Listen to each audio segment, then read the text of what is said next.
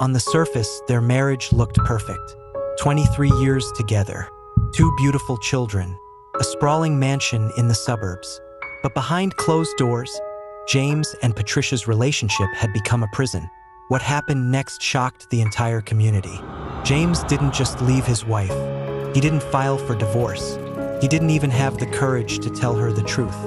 Instead, he did something so calculated, so cruel, that it would destroy not just his marriage, but the lives of everyone around him. This is the story of how a man faked his own death to escape his wife. And the twist? It will leave you speechless. James Mitchell was a successful financial advisor.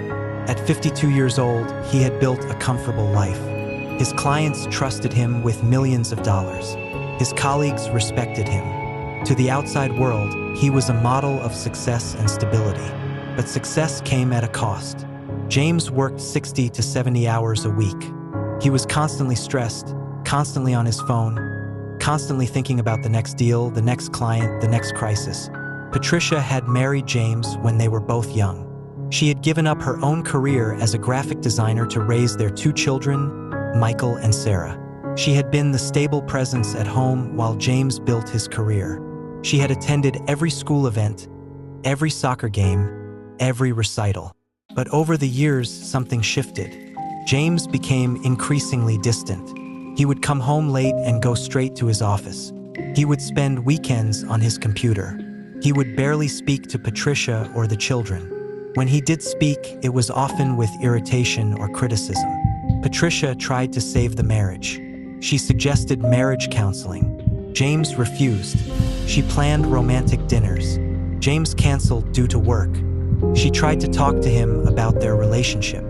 James would shut down the conversation and walk away. By year 20, their marriage had become a hollow shell. They lived in the same house but were essentially strangers. They hadn't been intimate in 5 years. They barely spoke except about logistics, who would pick up the kids, what was for dinner, when the mortgage payment was due. Patricia became depressed. She gained weight. She lost interest in the things she loved. She felt invisible in her own marriage. She felt like a failure, like she had wasted her life on a man who didn't love her anymore. But here's the twist that nobody knew. James had a secret. He had been having an affair for the past 3 years. Her name was Rebecca. She was 28 years old. She was his personal assistant at his financial firm. She was everything Patricia wasn't. Young, energetic, ambitious, and most importantly, she made James feel alive. James was obsessed with Rebecca. He fantasized about leaving Patricia and starting a new life with her. He dreamed about being young again, about having a second chance at happiness. But there was one problem. Patricia had a prenuptial agreement that protected her interests. If James left her, he would lose half of everything: his house, his retirement accounts, his investment portfolio. He would be left with nothing. And that's when James had a dark thought. What if he didn't have to leave Patricia? What if she thought he was dead? James spent months planning. He consulted with lawyers under fake names. He researched life insurance policies. He studied how people disappeared. He learned about witness protection programs, about creating new identities, about starting over in a different country. He opened a secret bank account using a false identity. He transferred money slowly, carefully, so it wouldn't raise suspicion. Over the course of a year, he moved over $2 million into this hidden account. He obtained a fake passport. He rented an apartment in Miami under a different name. He told Rebecca about his plan. He promised her that once Patricia thought he was dead, they could be together. They could move to Miami. They could start fresh. Rebecca was thrilled. She was finally going to have the life she wanted. A wealthy man, a new city, a fresh start. James created a detailed plan. He would stage his suicide. He would leave a note expressing his depression and despair. He would leave his car at a scenic overlook near a cliff. He would arrange for a body to be found, a body that would be identified as him. But how do you get a body? James knew someone. Through his connections in the financial world, he met a man named Victor. Victor was involved in various criminal enterprises. For $50,000, Victor agreed to help James. Victor knew people who could obtain a body, someone who had died and whose family couldn't afford a proper funeral, someone whose death would go unnoticed. On March 15, 2019, James executed his plan. He told Patricia he was going for a drive to clear his head. He drove to the overlook. He left his car running with the engine off, the doors locked. He left a suicide note on the dashboard expressing his depression and his desire to end his suffering. He left his wallet, his phone, and his wedding ring on the passenger seat. He left his shoes by the cliff edge. Everything was designed to suggest that James Mitchell had jumped to his death. A hiker found the car the next morning. Police were called. An investigation was launched. The body that Victor had provided was found in the water 3 days later. It was badly decomposed, making identification difficult, but the dental records matched. The body was wearing James's watch. The physical characteristics were similar.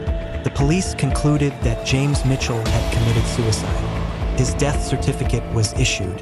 His obituary was published. His funeral was held. Patricia was devastated. Her children were traumatized. She blamed herself. She thought that if she had been a better wife, if she had tried harder, if she had been more attentive, James wouldn't have killed himself. She fell into a deep depression. She required medication and therapy, but James wasn't dead. He was in Miami with Rebecca, living in a luxury apartment, spending his hidden millions, living the life he had always wanted. For 6 months, Patricia grieved. She attended therapy. She tried to rebuild her life. She tried to be strong for her children, even though she was falling apart inside. But then something unexpected happened. A woman came forward. Her name was Elena. She was a private investigator who had been hired by James's insurance company to investigate the death. Insurance companies always investigate deaths that occur shortly after policy changes. James had increased his life insurance policy just 3 months before his death, a red flag that triggered an investigation. Elena had discovered inconsistencies in the death investigation. The dental records that had been used to identify the body had been falsified. The body's physical characteristics didn't match James's medical records. The timeline of the suicide didn't make sense. Elena hired a forensic specialist who determined that the body was not James Mitchell. It was someone else entirely. The body belonged to a homeless man named Robert Chin who had died of a drug overdose. His family had been paid off to keep quiet about the identification discrepancy. Elena went to the police with her findings. A new investigation was launched. Police tracked James's financial transactions. They discovered the hidden bank account. They discovered the fake passport. They discovered the apartment in Miami. On September 22, 2019, 6 months after his fake death, James Mitchell was arrested at Miami International Airport as he was attempting to board a flight to the Cayman Islands with Rebecca.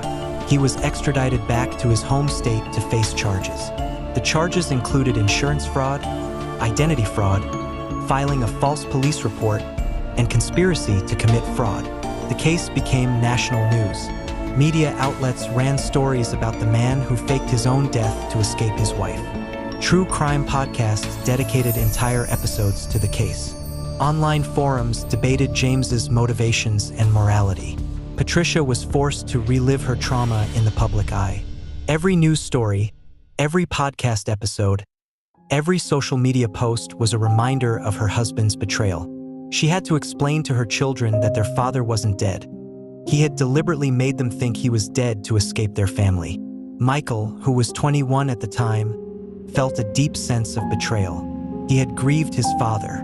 He had attended his funeral. He had mourned the loss of their relationship. And then to discover that his father had deliberately orchestrated this deception was devastating.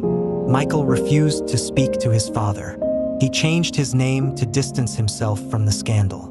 Sarah, who was 18, struggled with trust issues. She became suspicious of everyone. She questioned whether the people in her life were being honest with her. She developed anxiety and depression. She dropped out of college and moved away from home. Rebecca was also arrested and charged as an accomplice. She faced charges of conspiracy and fraud. She cooperated with prosecutors in exchange for a reduced sentence. She testified against James, revealing details of their affair, and their plan to start a new life together. In court, James showed no remorse. He claimed that he had been trapped in an unhappy marriage and that faking his death was the only way to escape.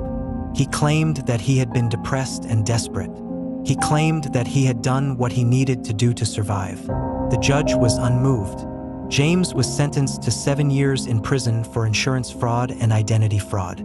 He was ordered to pay restitution to the insurance company and to Patricia for the emotional trauma she had suffered.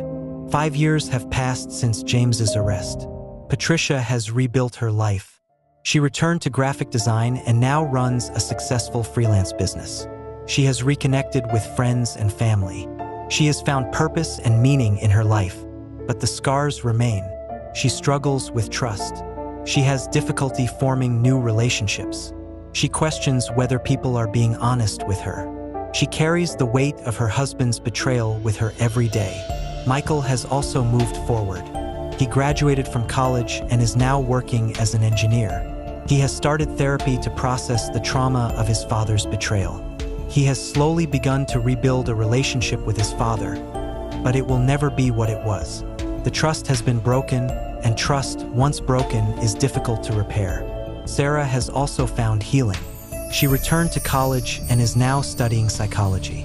She wants to help other people who have experienced betrayal and trauma. She has found meaning in her suffering by helping others. James is currently serving his sentence in a federal prison. He has been denied parole twice. He continues to maintain that he did nothing wrong, that he was justified in his actions, that he was a victim of circumstances. But the truth is more complex. James was not a victim. He was a perpetrator. He made a conscious choice to betray his family.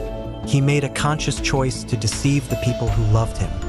He made a conscious choice to destroy the lives of his wife and children for his own selfish desires.